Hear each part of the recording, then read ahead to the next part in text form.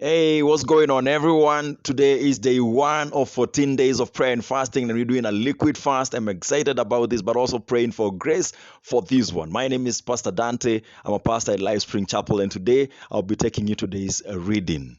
Now, remember to put on a smile, pray, and be consistent. I'll be brief, but listen first. Occasional prayer receives occasional answers.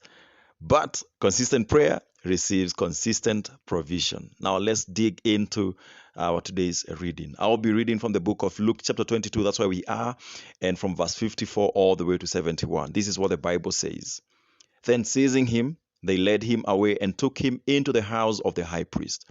Peter followed at a distance.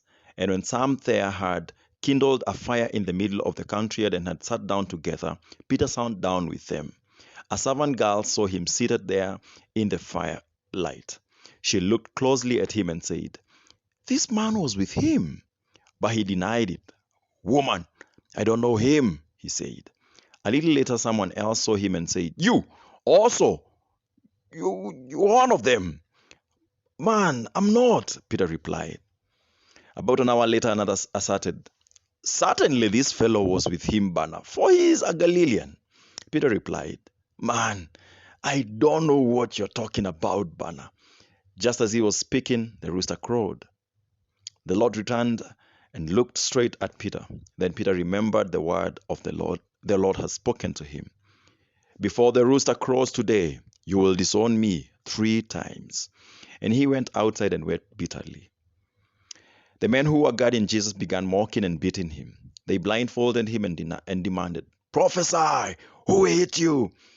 And they said many other insulting things to him.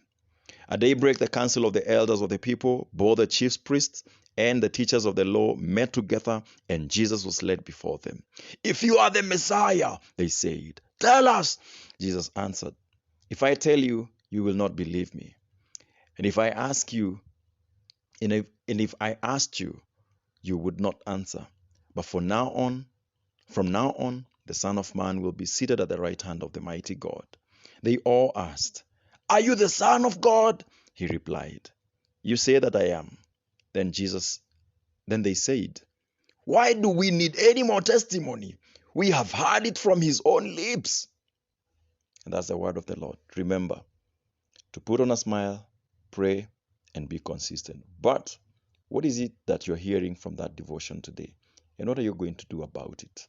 Comment down below. Let us know. Thank you.